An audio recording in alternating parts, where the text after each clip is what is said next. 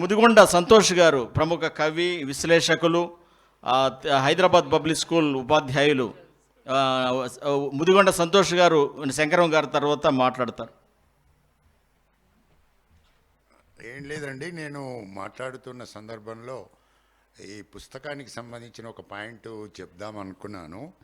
ఈ పుస్తకం అంతా మీరు చదివితే ఇప్పుడు ఒక హితము అనే ఒక పదం ఉందనుకోండి, లోకహితము, వ్యక్తిహితము, హితము, అహితము, అత్యాహితము, సహితము,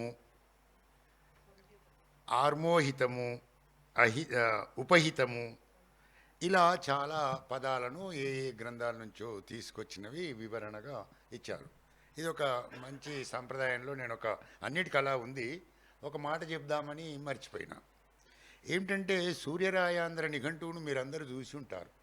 అట్లాంటివి మనకు చూడాలి, 12 సంపుటాలు. అది సూర్యరాయాంధ్ర నిఘంటువు ఏం చెప్తుందనంటే, ఆ నిఘంటువులో పదం ఇచ్చి అవి ఏ ఏ గ్రంథాలలో ఎవరెవరు ఆ పదం వాడినారో ఉంది. ఆ ప్రామాణికత మల్లీశ్వరికి ఉంది అనడం అది చాలా ఇంపార్టెంట్ అంశం.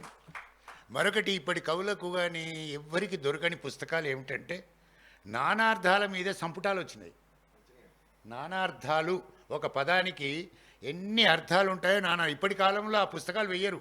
నిజానికి పిల్లలకి అది చాలా అవసరం. పిల్లలకే కాదు, మనకు అవసరం. ఆ నానార్థాలలో నా దగ్గర కొంత చూసినాను. ఇవి వచ్చినప్పుడు ఒక 6 ఏళ్ల క్రితం చూసినప్పుడు ఆ నానార్థాలు లేని పదాలు ఏమైనా ఉన్నాయా అని కూడా నేను గ్రహించాను. అంటే అవి గ్రహించిన తర్వాత ఒక పాయింట్ మర్చిపోయినాను అనేది ఏంటంటే, ఈ 1000 ఏళ్ళ సాహిత్యంలో వచ్చే పదాలు 3 రకాలండి. ఒకటి నిర్దేశ పదాలు, వాటికి తాను వివరణ ఇస్తుంది. ఒకటి నిర్దేశ పదాలు, అవి మారవు.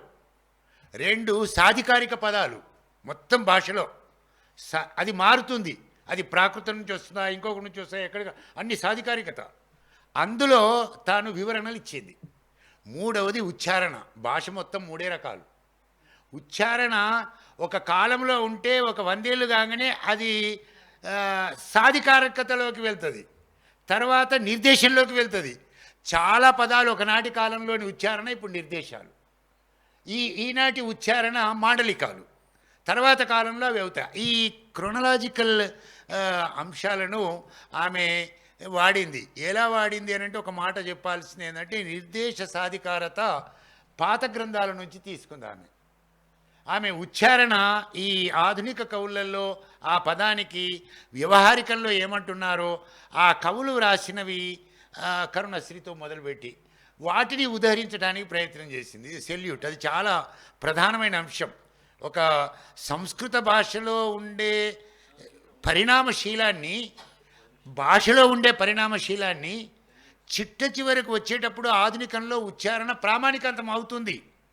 ఆ ప్రామాణికము ఎట్లా అవుతుంది అని అంటే, ఒక చోట ఒక పదం ఉంటే ఇప్పుడు వంకాయలు అనేవాళ్ళు ఉంటారు, అంకాయలు అనేవాళ్ళు ఉంటారు, వడ్లు అనేవాళ్ళు ఉంటారు, అడ్లు అనేవాళ్ళు ఉంటారు. ఇట్లా లక్షల పదాలు ఉంటాయి. కానీ కొంతకాలమైన తర్వాత ప్రామాణికం అవుతాయి. ఆ ప్రామాణికమైనవి ఇందులో తీసుకోవడానికి ప్రయత్నం చేసింది. కొన్ని ఉదాహరణలు కూడా.